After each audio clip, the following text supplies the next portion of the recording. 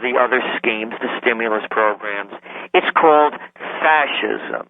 Period, paragraph.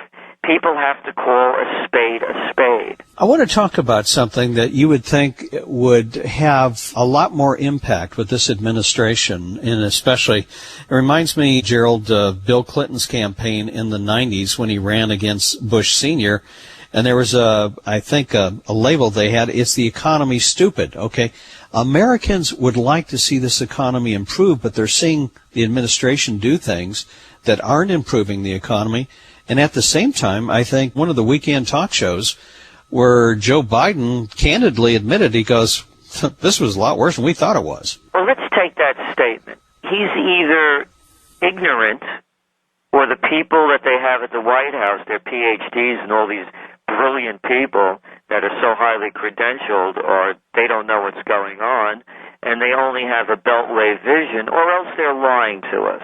Those are the only options. But let's take it at its face value.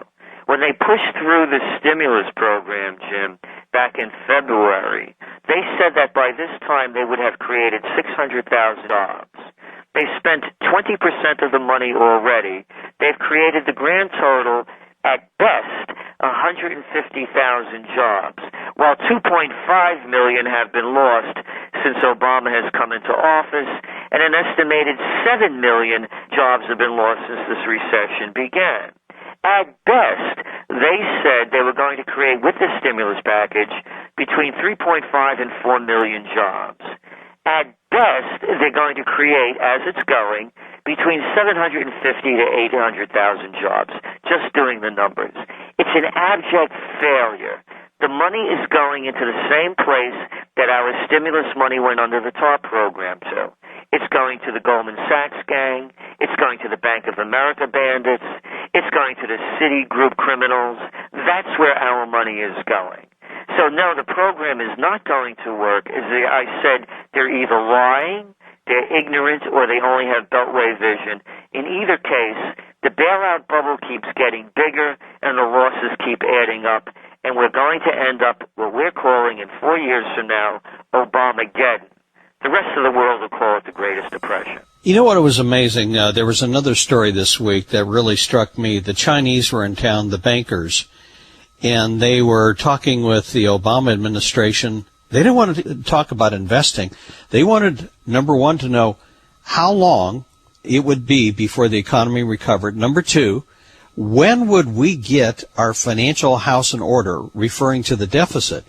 And I think this is one thing that concerns a lot of Americans, Gerald, is we're seeing deficits of close to $2 trillion at a time where we're heavily dependent. I mean, the Chinese are biggest bankers, and they were asking questions a concerned lender would have. Let's say that I'm a bank, and I loaned money to you, Gerald, to buy a house.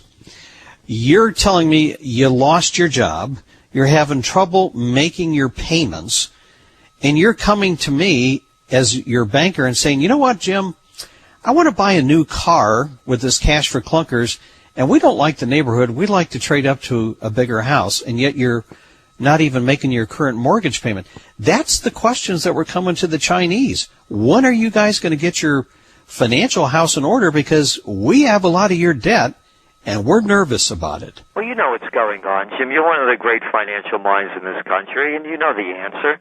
They're unwinding out of U.S. positions of the dollar, and they're going to do it in a way that they're going to be left with something rather than nothing. We're already seeing the Chinese and the Brazilians doing business now in yuan and reals, no longer dollars. And you know as well that the Chinese, the Russians, the Indians at the BRIC conference are looking and talking about a new exchange currency. And something else interesting about the Chinese and the hypocrisy going on here.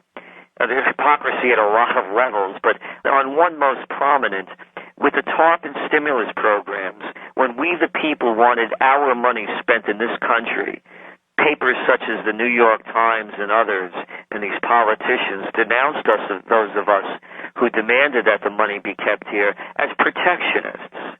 Now, however, the Chinese are using all of their stimulus money with demands from Chinese companies not to buy anything with this money that is not made, manufactured, or serviced in China. So the Chinese are just looking to unwind their positions, as we see it. You cannot print phantom money out of thin air based on nothing and producing practically nothing without destroying the economy, and that's why we're calling this Obamageddon. This is the greatest criminal activity ever to hit America with these stimulus packages, buyouts, and bailouts. A lot of people are now starting to question the economic wisdom of what this administration is pursuing. Did you get a chance to see the Jon Stewart thing on Geithner's real estate this week? No, I did not. Oh, it was absolutely hilarious. Jon Stewart sent out one of his reporters to talk to a real estate agent, and she was describing the neighborhood. And, of course, they're in front of Geithner's house.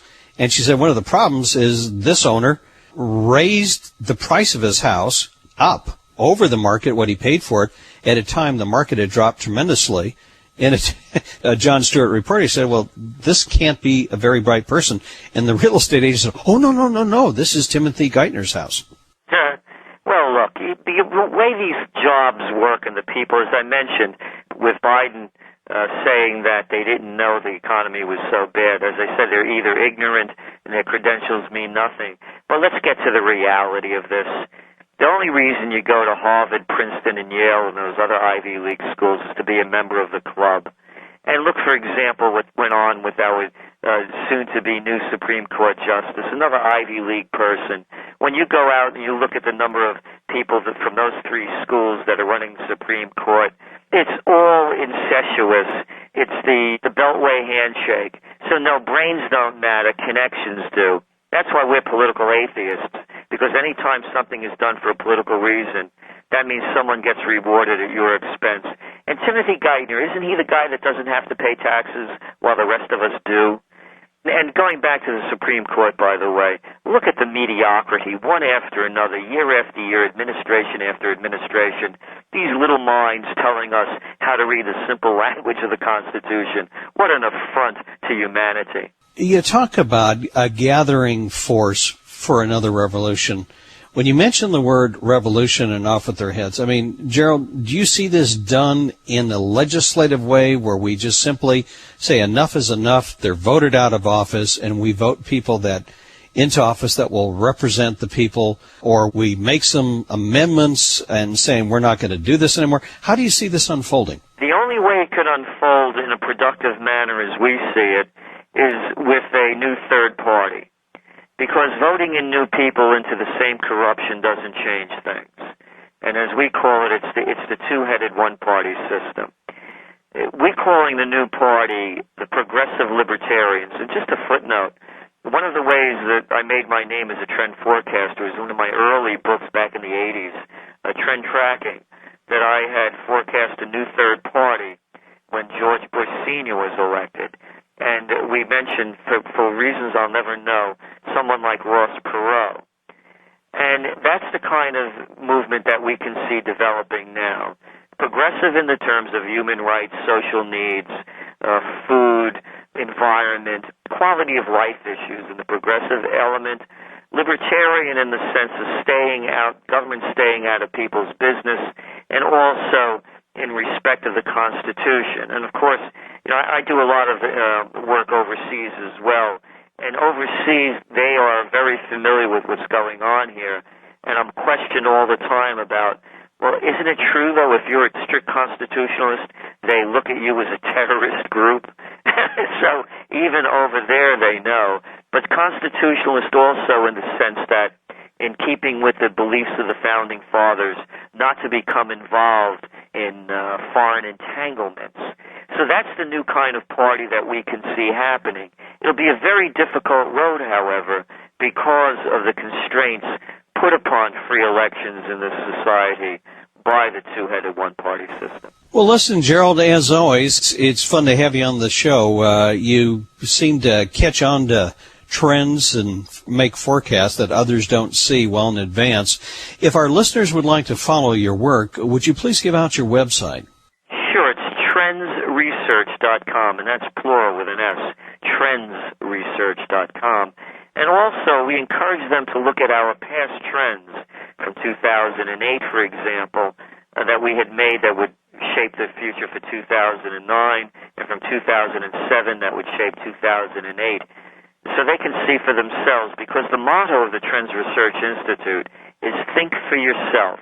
When people begin to think for themselves and regain their dignity and respect, then we'll have the America we all deserve. All right, Gerald, as always, interesting to have you on the program. You have yourself a great weekend.